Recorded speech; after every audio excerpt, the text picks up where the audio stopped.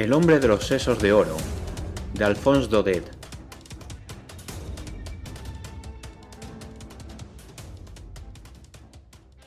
Nací en un pequeño pueblo de la antigua Suabia, en casa del escribano del tribunal, un soleado día de Pentecostés. Mi venida al mundo estuvo acompañada de algunos signos extraños que conviene contar. Toda la familia estaba reunida alrededor del lecho de la parturienta. Mi tío, el inspector de aduanas, me cogió delicadamente entre sus dedos y me llevó junto a la ventana para contemplarme a gusto. Pero el peso de mi pequeño ser le sorprendió hasta el punto de que el buen hombre, asustado, me soltó y fui a caer a plomo en el suelo, con la cabeza por delante. Me creyeron muerto en el acto, y podéis imaginar los gritos que lanzaron. El cráneo de un recién nacido es algo tan débil, su tejido es tan frágil, la piel tan delicada. Un ala de mariposa deslizándose por ella puede causar los mayores estragos. ¡Oh sorpresa! La tenuidad de mi cráneo apenas se resintió de aquella terrible sacudida, y mi cabeza, al tocar el suelo, devolvió un sonido metálico que todos oyeron, y que hizo estirarse 20 orejas a la vez. Me rodean, me levantan, me palpan, y grande fue el estupor cuando el doctor declaró que tenía el remate de la cabeza y los sesos de oro, demostrando como prueba un fragmento que se había separado en mi caída, y que reconocieron como un fragmento de oro purísimo y muy fino. «Singular niño», dijo el doctor moviendo la cabeza. «Destinado a grandes cosas», hizo observar juiciosamente mi tío.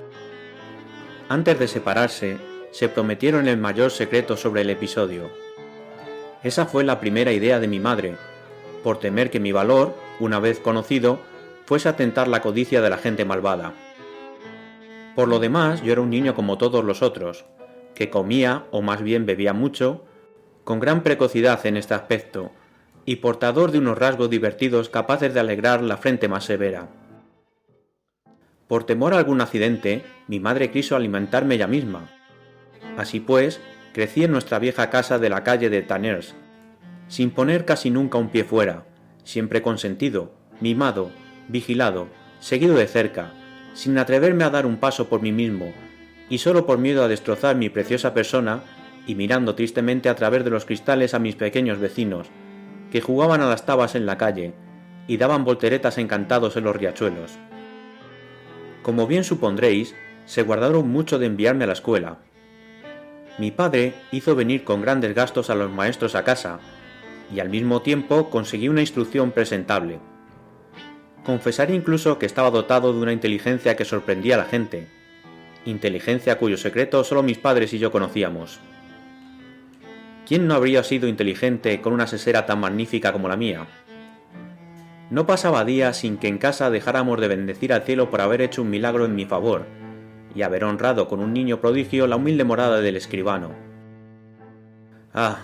Favor maldito, execrable ahora. Ojalá hubieras caído en la casa de enfrente. Mi padre estaba lejos de ser rico. Era un modesto escribano que ganaba con esfuerzo unos cuantos miserables florines al año, copiando y registrando actas de tribunal. El dinero que había gastado en mi educación estaba muy por encima de sus posibilidades. Por eso, una vez terminados mis estudios, y cuando yo acababa de cumplir 18 años, se encontró sin recursos. Una noche, al volver de un paseo por la explanada, encontré a 4 mocetones muy feos inspeccionando la casa y tomando el pulso a nuestros pobres muebles para cerciorarse de su salud y su valor. Mi madre lloraba en un rincón, de cuclillas en un escabel, con la cabeza entre las manos. Mi padre, pálido como un sudario blanco, hacía inspeccionar el piso a aquellos señores, y se volvía de vez en cuando para enjugar una gruesa lágrima vergonzosa. Comprendí que asistía a una lúgubre escena del drama del señor Leal.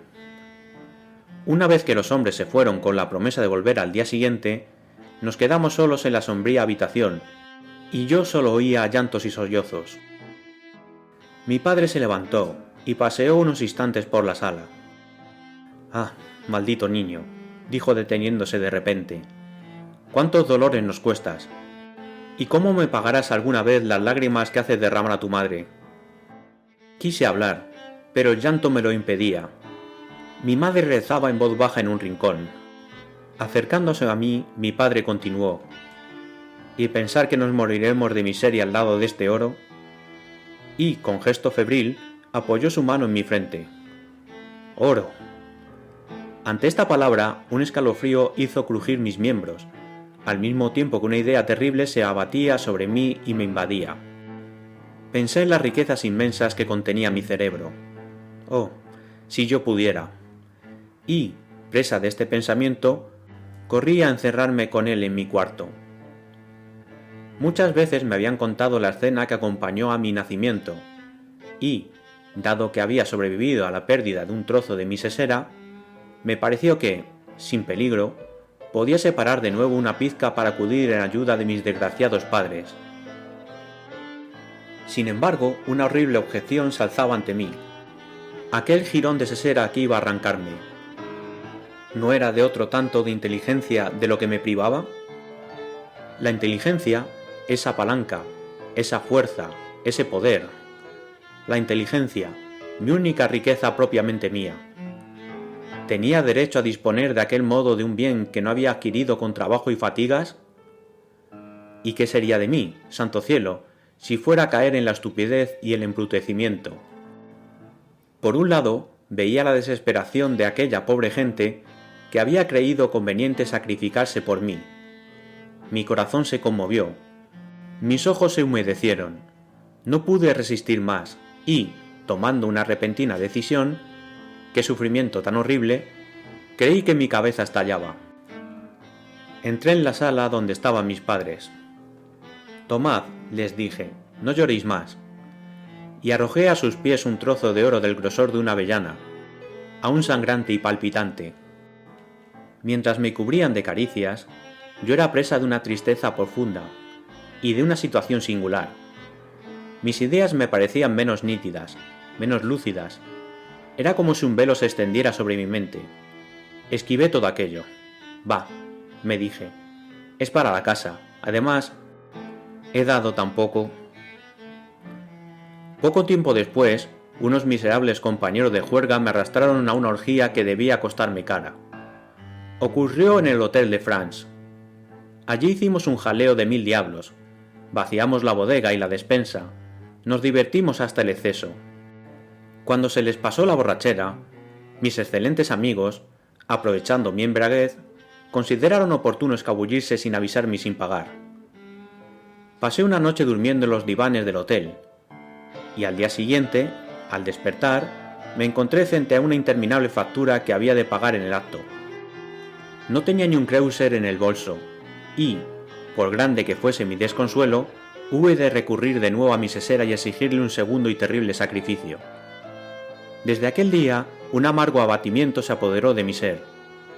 Unos cuantos sacrificios de ese tipo, y habría terminado con aquella inteligencia de la que tan orgulloso estaba. Esta idea, que me hacía temblar, se alzaba sin cesar ante mis ojos. Me volví sombrío, misántropo. De todos mis amigos, solo había conservado uno, el más antiguo y el más seguro de todos, que conocía desde hacía mucho mi secreto, y me recomendaba a todas las horas del día que cuidase celosamente aquel tesoro. Este querido amigo tenía sus razones para hacerlo. Una noche que llovía, y el mal tiempo le hizo dormir en casa, se acercó furtivamente, y durante mi sueño me arrancó un enorme trozo de sesera. Me despertó el dolor, y me incorporé en la cama gritando. El miserable, pillado en flagrante delito, solo supo palidecer, balbucear y echarse a temblar. En última instancia escapó llevándose su botín. No sé cómo habría soportado este último golpe si una pasión violenta no hubiera venido a distraerme durante un tiempo de los siniestros sueños en que me hundía. Me enamoré y decidí casarme, convencido de que en un hogar tranquilo y cariñoso conseguiría escapar a la completa destrucción de lo mejor de mí. La mujer que escogí estaba hecha para encantar, desde luego. Tenía ojos, espíritu y corazón, un apellido que me gustaba, buenas relaciones y sentido del ahorro. Empezamos a vivir juntos y me creí feliz para siempre. ¡Ay! El día de mi boda fue cuando empezaron mis verdaderos sufrimientos, y cuando iba a devorar el hermoso lingote de oro que aún me quedaba en el cráneo. Mi mujer, de gustos modestos, se sentía, sin embargo, aguijoneada por un inmoderado deseo de vestidos. Por la noche, en el concierto, la oía muchas veces suspirar y mirar dolorosamente cuando pasaba al lado de las damas de la ciudad, todas ellas suntuosamente vestidas. Yo comprendía bien aquellos suspiros y, aunque ella no se atreviese a confesármelo, sentía el pesar que le provocaba aquel alarde de lujo. Poco a poco creí darme cuenta de que la frialdad se deslizaba en la casa. Dejó de haber efusión de corazón, expansiones, largas y dulces charlas. Comprendí que se me empezaba a acusar de mucho egoísmo. ¿Por qué, se decía, dejarme en semejante indigencia? Y, dado que tiene el medio de hacerme feliz, ¿por qué no utilizarlo? ¿Qué hará con sus riquezas si no las gasta por mí? Yo leía todas estas cosas, y muchas otras más en el azul de un par de ojos demasiado bellos para mentir. Y, mientras yo observaba por mi lado, el amor se iba por el otro. Había que tomar una decisión, y preferí dejar actuar a mi corazón. Mi mujer tuvo diamantes, mi mujer me dirigió sus más dulces sonrisas, pero no, nunca sabréis a qué precio pagué todo eso. ¿Cómo hacerlo de otra manera si yo carecía de fortuna? ¿Podía entrar a trabajar en una tienda, medir las piezas de paño, fabricar cucuruchos de papel? Algo divino que sentía dentro de mí me prohibía de forma insistente oficios como esos. Necesitaba dinero.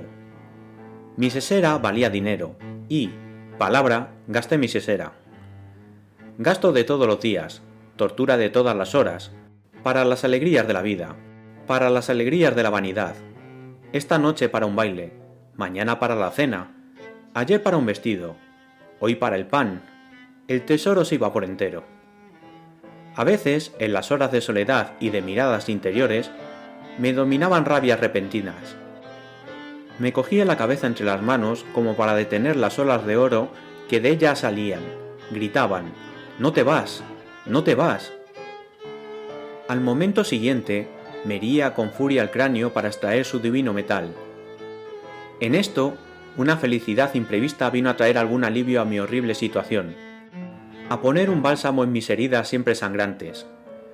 Nos nació un niño, una joya de niñito, verdadera miniatura de la madre. Mi primer cuidado fue asegurarme de que no tendría la sesera de su padre, y cuando vi que no había heredado esa enfermedad regia, me sentí contento durante mucho tiempo. El niño creció. ¡Oh dolor! Era una criatura más a la que mantener a partir de mi cerebro. Nodrizas, médicos, educadores, qué sé yo. Otros tantos miserables que vinieron a encarnizarse sobre mi mina de oro, con tanta frecuencia y tan cruelmente explotada. No ahorré nada por la querida criatura, y lo que sobre todo me sorprendía era la cantidad de riquezas contenidas en mi sesera, y el esfuerzo que debía hacer para agotarlas. Sin embargo, aquello tenía que terminar algún día. Estábamos en el día de Año Nuevo. Fuera, un alegre sol cabrileaba sobre la nieve.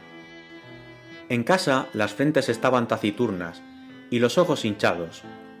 El niño suspiraba en su cama. Por el aire de miseria que reinaba en la casa era fácil adivinar que no debía de estar pensando en aguinaldos, y que esa jornada de alegría se convertiría para él en jornada de lágrimas.